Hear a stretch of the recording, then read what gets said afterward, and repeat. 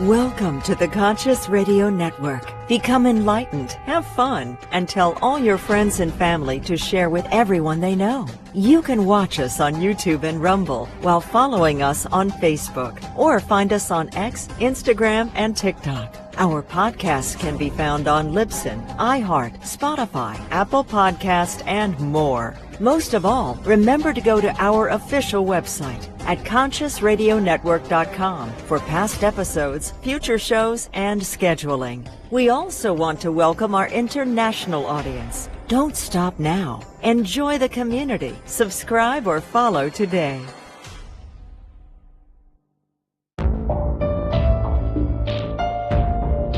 This is the Conscious Radio Network.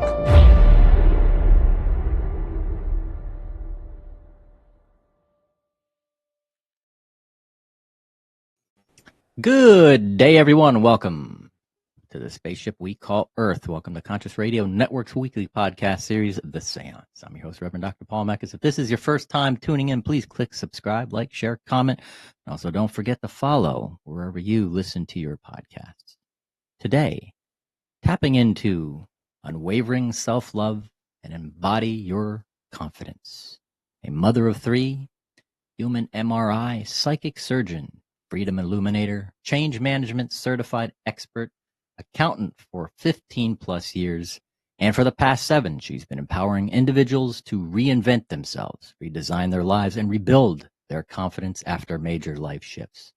She was initiated to work through her own major life shifts, mourning the end of a relationship and marriage, but faced a judicial injustice which led to being separated from her children for more than 5 years. This is what has awakened to her calling. Let's welcome to the seance for the first time, How Matsumi. Sometimes when I get in that rhythm, I'm like, okay, hold on. But you did it. Yes. So I'm celebrating that. Thanks for having me. Welcome, my friend. Welcome. So what is a psychic surgeon? I'm going to answer that. Psychic surgeon. But I would love to start by greeting your audience since I've greeted you. And I do that in my loving native language. Awesome. Yeah. So, dumelang, lokai. Dumelang in a direct translation is agree. Lokai is where are you? Locate yourself. So I just want to start first by inviting everyone, or asking even, when you are coming here to the seance, what is it that you are agreeing to? What are you open to? And where are you? And with that said, when I say locate yourself, I'm just inviting to be present and not just listen with the mind. Because if we are just connected to the mind, we tap into what we already know. But when we get to connect to the body, we allow the body to inform us without our own filters. And now I'm going to answer your question, which is, what is psychic surgeon? That's beautiful, by the way. Thank you. My pleasure. Yeah, a psychic surgeon, what I do, which is the gift that I just found myself with, that I inherited, basically it's removing, just like you do a surgery, but I do the surgery energetically without cutting your body or anything. This is why I'm big on us listening to the body, hearing what the body is communicating with us. So I just scan and I get to know what is happening, where something is stored. And every conversation is different. Sometimes the body is more louder than what we want to say. Yeah. If at all, you may come with the mind that, okay, this is what I need to focus on.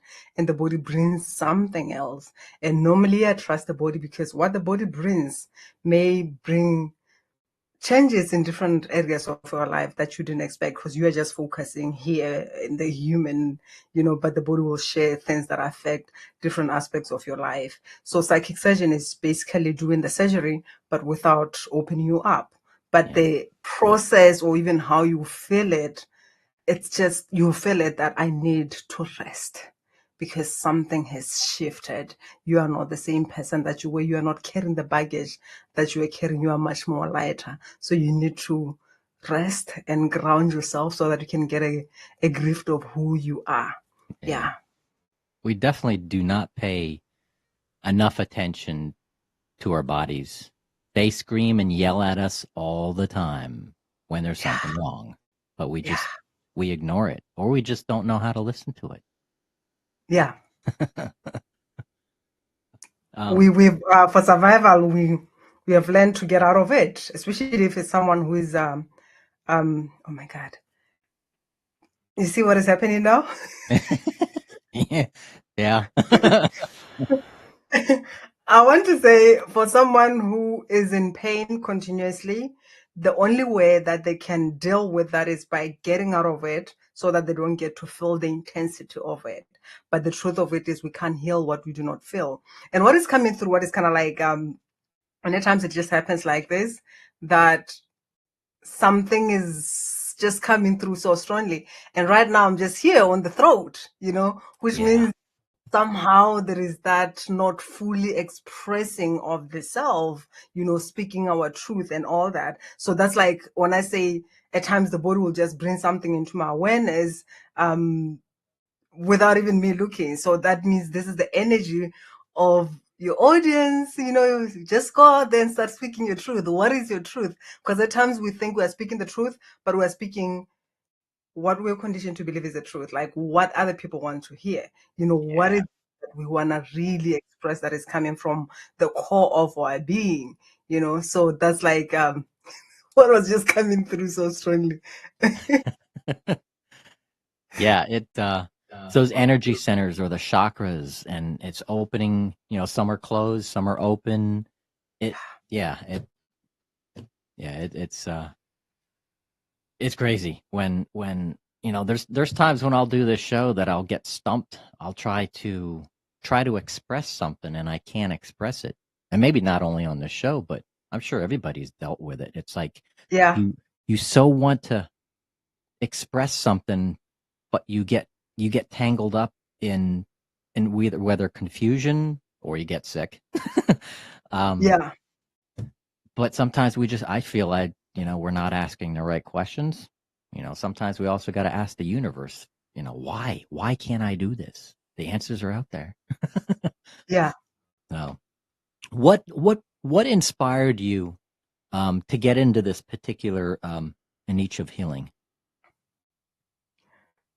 The truth, and I believe is the truth, that we all know what you seek seeks you. So as a child, this work just kind of like it was just on my face, just by so many things happening. And as I was relaying and sharing with my family what I was experiencing, the first response was like, "Oh my God, you're gonna be a traditional doctor. Yeah. You have to go to church." That that was like the experience. You have to go to church, and okay. But then I just did what every child does. We follow what our parents is the path that they lead us to. But I didn't feel aligned. There is just that knowing that when you connect with it, even if someone is out there preaching, it's kind of like, no.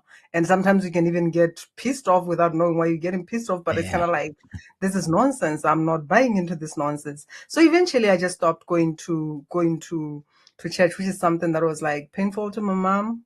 As I was doing my own teenage thing, she was just Yeah. like, "Oh, I just remember you used to be this little girl who was going to church. You were praying a lot.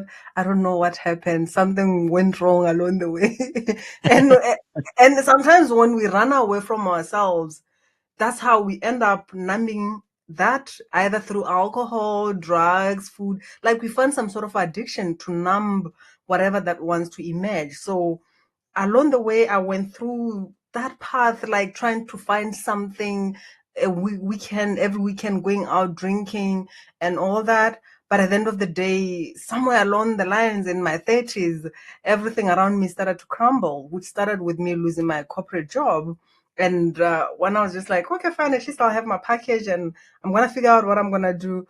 I have this dream of my younger brother having an accident and dying. And it was so flipping real. Yeah. Because I was crying and I said, you know what? He had so many dreams, and I was talking about the things, like real conversations we had. And when he came, I was just like, oh my God.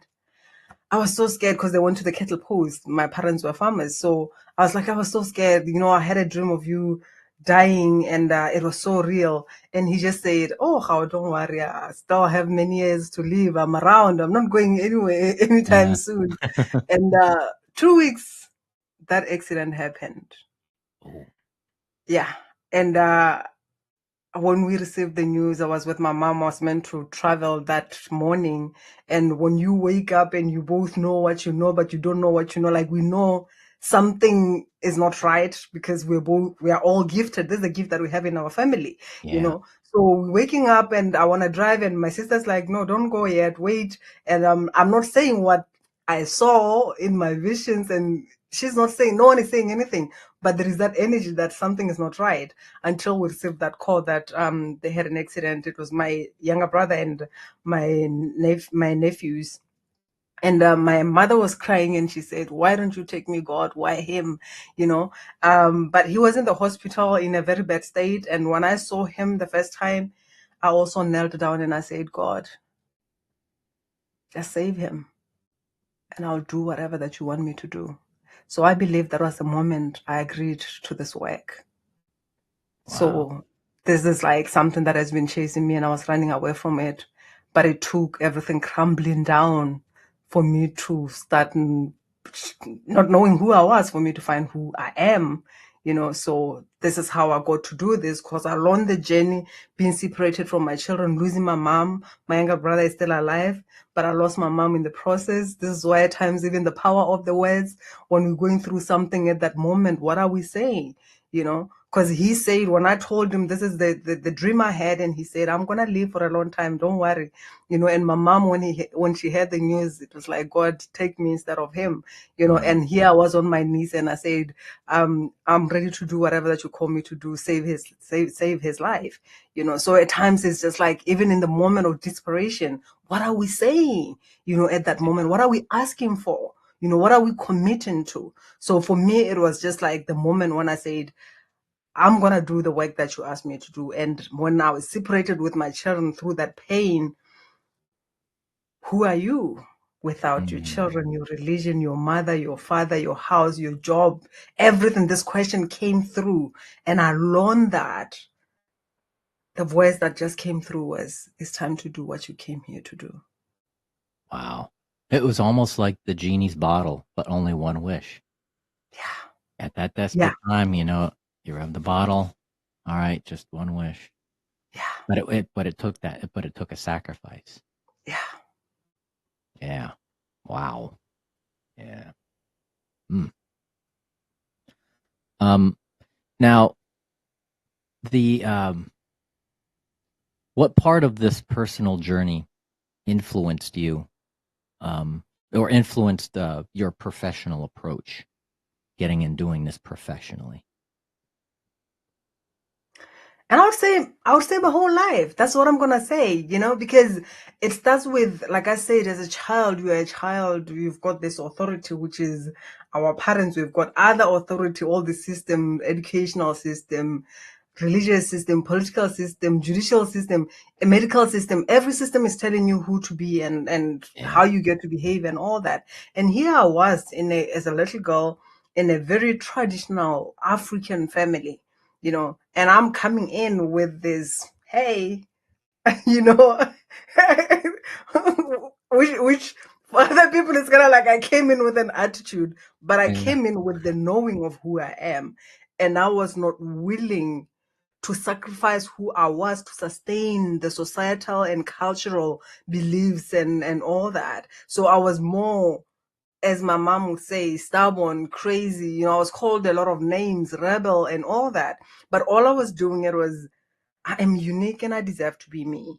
And there was this dance between me and my mom, which, you know, I'll say at times when your focus is what would people say, you realize that that becomes more important than the relationship that you get to have with the people that you love. So, and it's all coming from fear. So my mom was more a cultural person, and who I was being was not meeting that cultural beingness. So I felt not accepted. And she kept on saying in her words, "You are not like my other children." And in my naughtiness, not even knowing what I was saying, I would say, "Yeah, that's why my name is How. I'm just meant to be different," you know. And I remember at some point when I said this, she just laughed, but it was the laughter of, "Oh God, what am I gonna do with this child?" You know? So there was that I was fighting against. And then when you go out, even with the whole schooling, the whole system, and what I didn't realize is as much as I thought I was speaking the truth, and this is where we started about expressing who we are. I thought I was, but what I didn't realize it was this subtle resistance from my mom of who I'm being. It created a wound of wanting to be accepted. So I went there, and even the choices and the decisions that I made were coming from, please accept me. I chose boyfriends who, like, for instance, the father of my two children. I mean, I wasn't in love, but at that moment I was smoking, and from an African traditional family, a girl smoking and all that. Even around, they were just like that judgment. And with him, it was like it was a different kind of family. And his mother was smoking, aunties were smoking, everyone was smoking. So I felt like it'll be cool. I can hold my cigarette and be with them.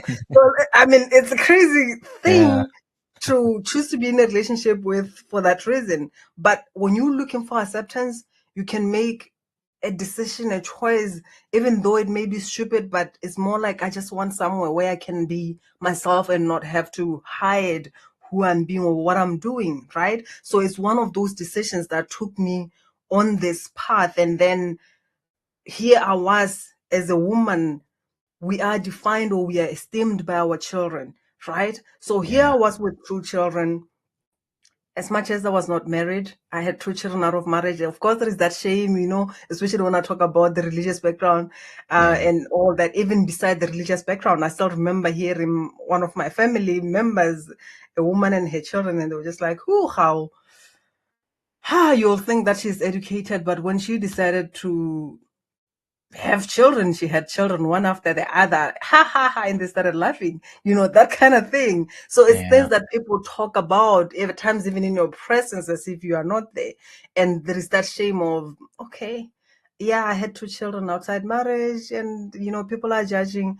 But now when you face the judicial injustice where the same children, because we say that as women, I'm gonna kill for my children, you know, we are not willing to live for them, but we are willing to take anyone who is getting in the way of our children or who is threatening our relationship. And because that's what we are conditioned to be esteemed by when it comes to a mother. A mother is a mother by the way you nurture, by the way you sacrifice who you are to your partner, to your children, by the way you support everyone's dreams, but not yours. That's a caring, loving mother. You know, a mother who focuses on herself, her dreams, is not enough of a mother. Now you give birth and then your children are taken away from you. Who are you being? So this separation of my children defined and changed everything for me. Because first thing, it brought me to a situation of, first thing is shame. When you lose your children because of death, for instance, people are more compassionate. They're willing to listen. They lean towards you.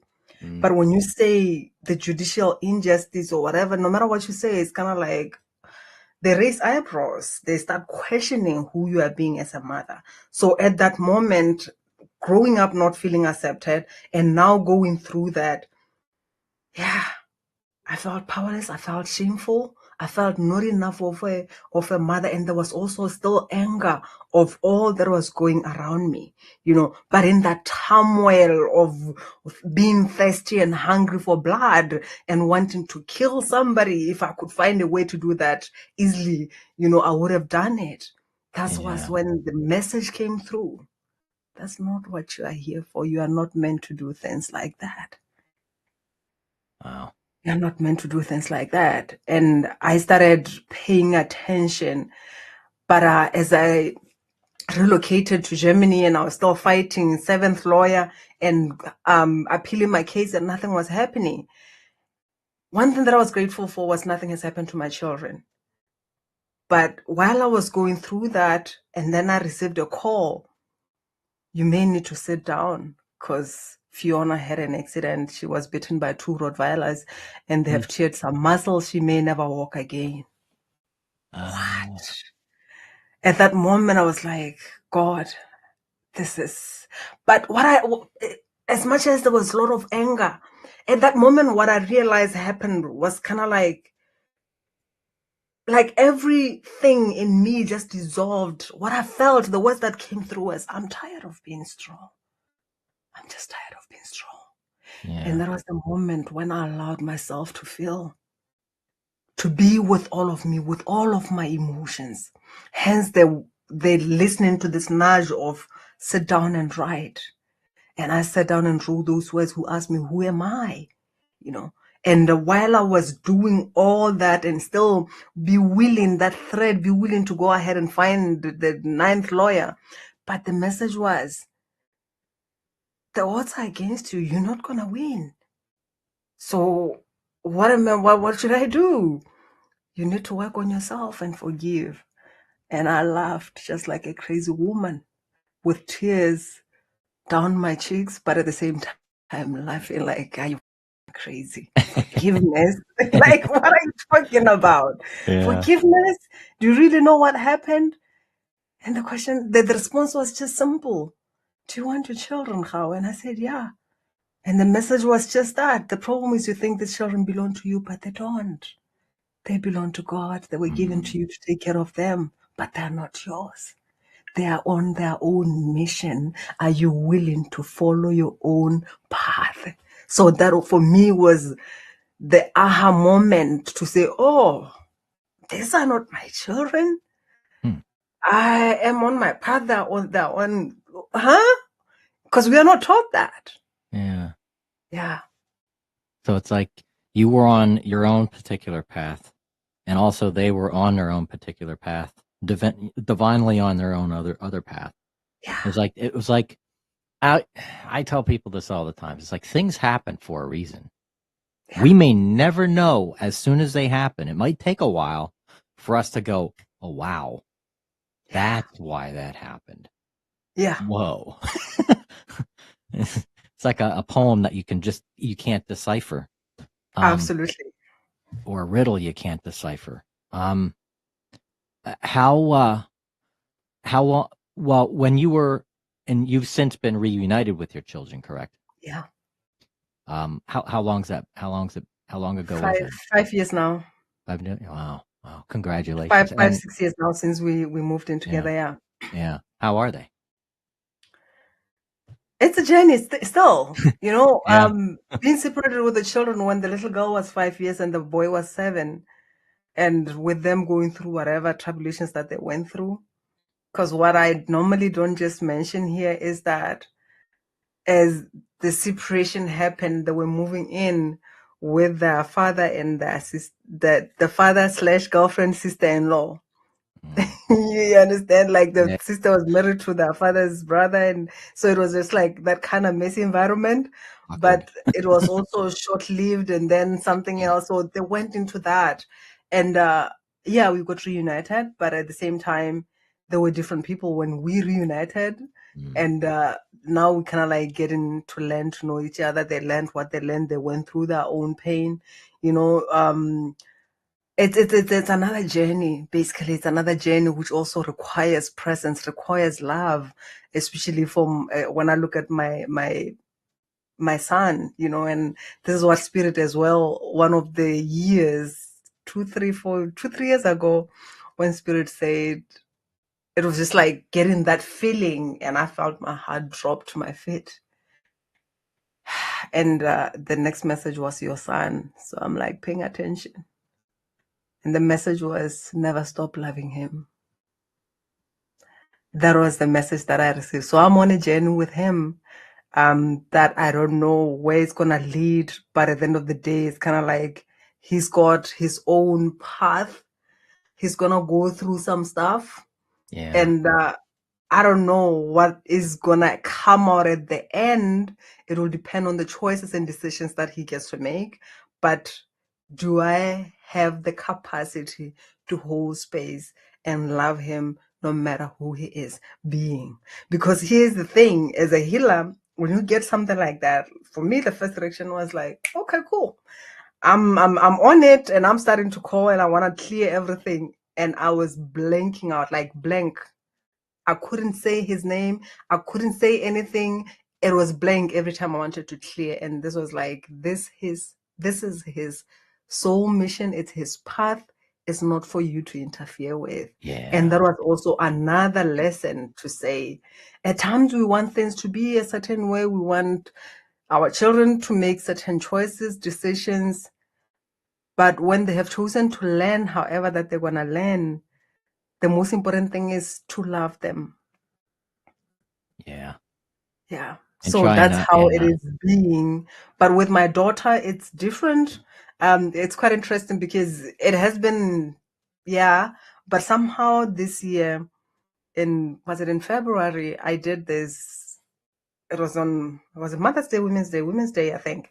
So I did this healing, and it was just like a free thing that I did for women. And the moment I concluded that healing all the patriarchal wounds and separation and all that, the moment I concluded that same day, my daughter moved into my room. For 2 months, she was sleeping with me. So I would say we have bonded more than ever. She's now 15, but our relationship is back to how a mother-daughter relationship is meant to be. But with my son, it's still a journey. Yeah. Yeah. Yeah. And it can be a challenge to, keep our children from making the same mistakes that we've made. Yeah. And in the past as a parent, it's a real and I know my parents, they keep telling me, they've told me for years, like, don't make the same. They won't say they made that mistake. They'll kind of insinuate Yeah. that they could have made that what you're about to do is what they did, and you just don't do that. But it's hard to do that. It's hard, we can't, when they get to a certain age, it gets to the point where we lose control. Yeah. And we just got to let them live, walk their own An path and experience. learn the Yeah. lessons. Yeah. Because he's 17. So it's expected, especially when you look even at the background, whatever that was happening from since he was 7 and all that, and not forgetting that even generationally, when I look at my ancestral lineage, it's loaded. His father's ancestral lineage is loaded.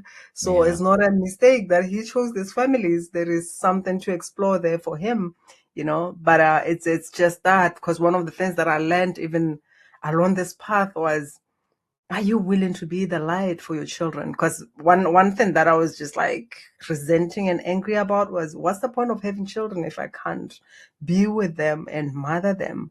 And the response was, what if you are just meant to be the light for these children? As I also connected with Mother Earth at some point, and while I was feeling that wound, that emptiness, and she said, this is just how I feel when I long for my children to wake up to the truth of who we are and connect on a deeper level. So I guess it's that motherly wound, but at the same time, it's also learning to love, but without attachment and wanting to control everyone, to mold everyone into whatever we think is right, and knowing that sometimes through that path that maybe we shun is where they're gonna get the wisdom that they are meant for them to be able to evolve into the next level of expansion. It's just like trusting the process. Yeah. Yeah. We got to trust the process. Where is the, As far as your methods, do you have any breakthrough stories of transformation that you'd like to share with some of the clients that you've worked with? Yeah. I've got many, but what is coming through now to mind, I've got two things that are coming to mind. One with another young lady who she was really in pain, and like in her words, she said in that year, she didn't think that she would live beyond that year. Like she's surrendered to death and just felt like death is the best way, especially with the pain that she was in, so she was actually, I would say, recommended by her mother, and she was not ready. But at first there was like that doubt of, I don't know if this is something that I want to do. But just because of pain at the end, she was like, okay, fine, let me just give it a try. So we worked together for 4 weeks. She had an appointment that was scheduled ahead. What she did was just going back to go check on how the cysts are, and we worked together for 4 weeks. And after that 4 weeks, she went back to the doctor and everything was cleared. So it's one incident that is coming to mind.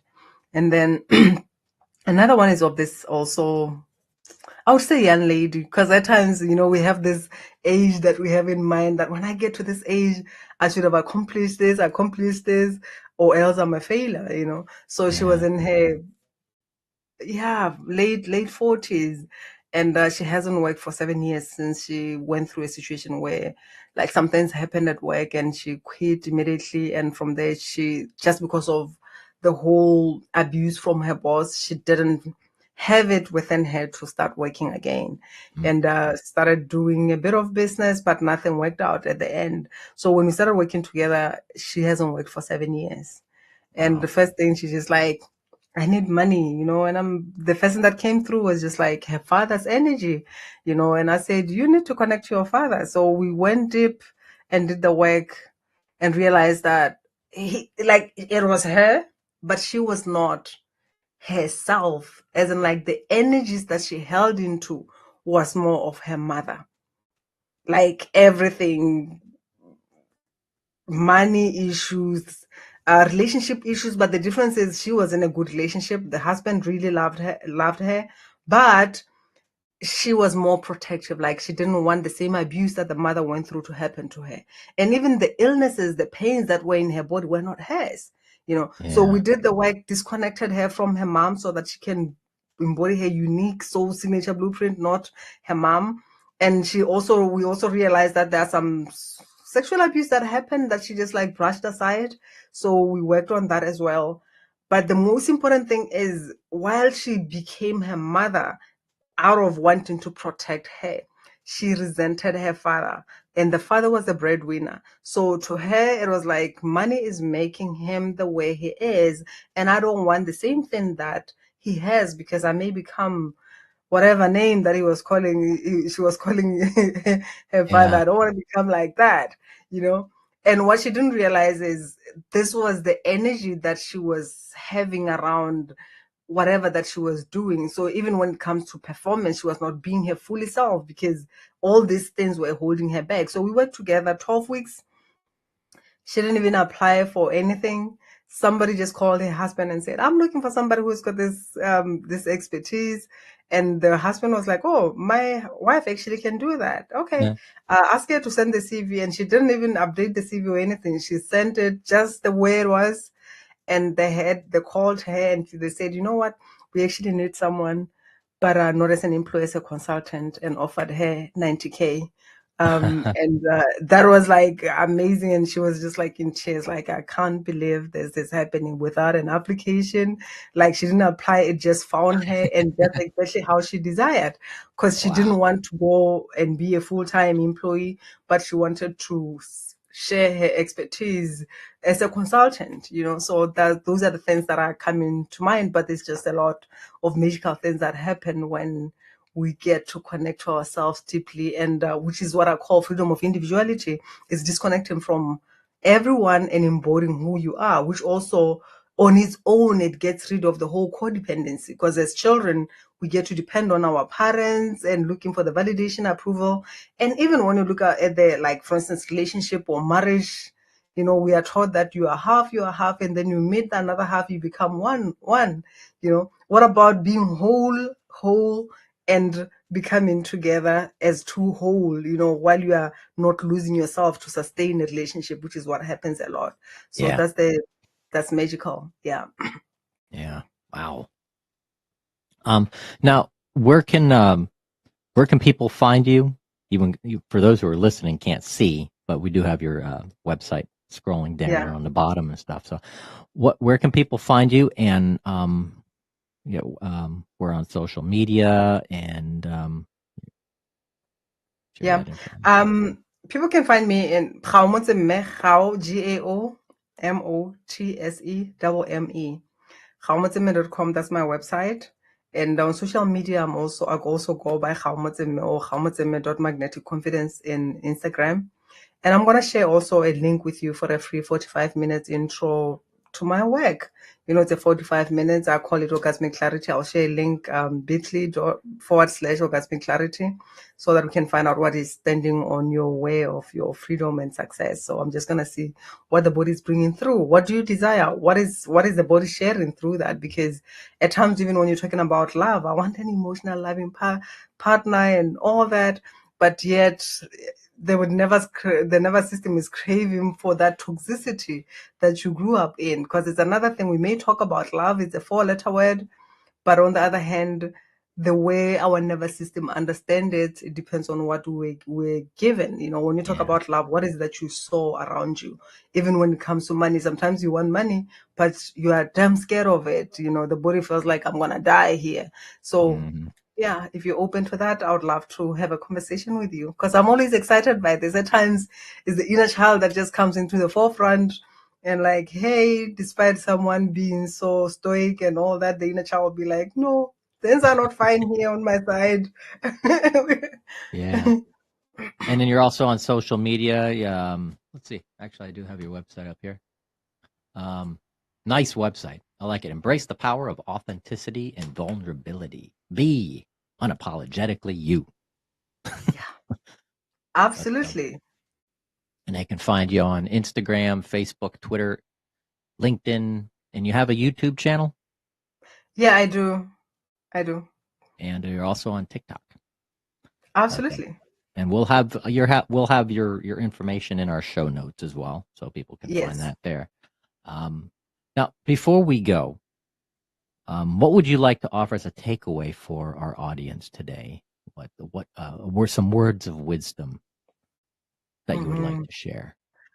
One thing that I want to share, especially in this self-development of a lot of information, being positive. I love myself, and at times it's just like I love myself as a defense mechanism, which I call mentalization of self-love. But I'm just inviting people to be themselves, to connect with their emotions. And I love to share the story that I received actually from Mother Ocean when I was going through that turmoil and being angry. But at the same time, as much as I was angry, I just wanted to be positive, and I also was not comfortable with feeling all this. I judged my own emotions for feeling that way and wanting to feel different. And Mother Ocean came through and just shared with me. The message is simple: embrace who you are. Mm.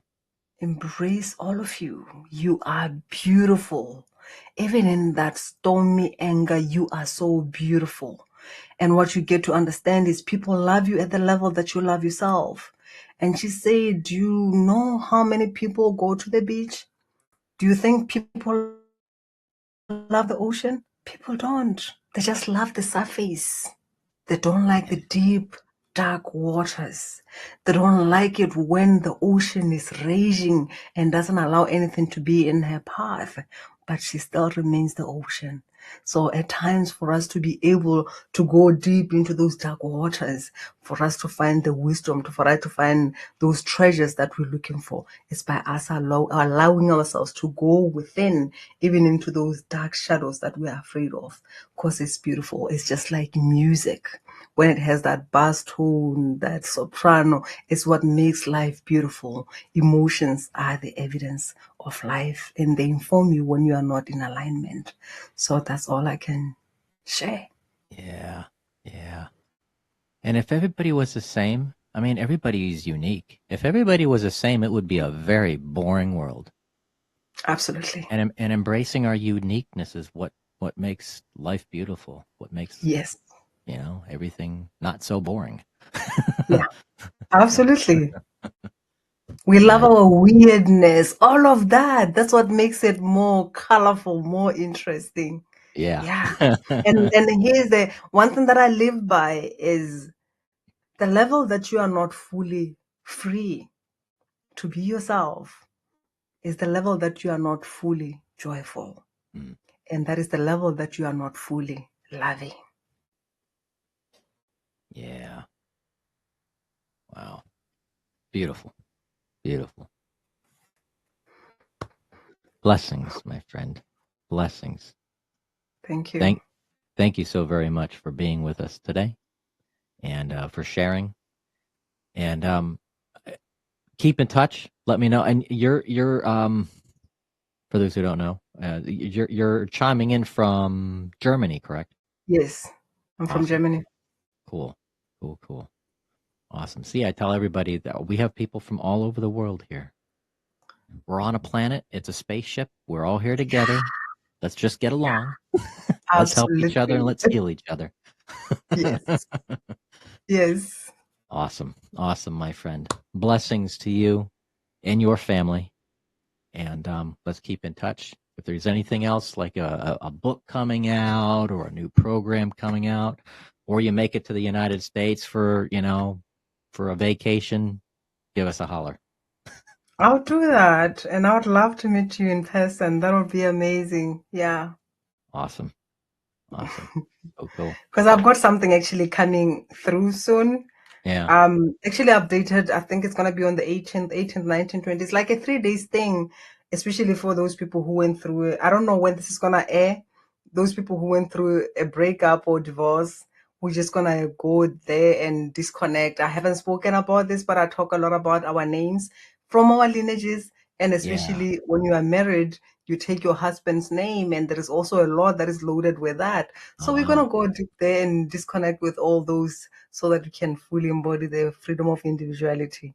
Yeah, and Oh, live the yeah. life that you're meant to live, being fully you. So I'm excited about that. That's what is cooking in the moment. Yeah. Nice. Nice.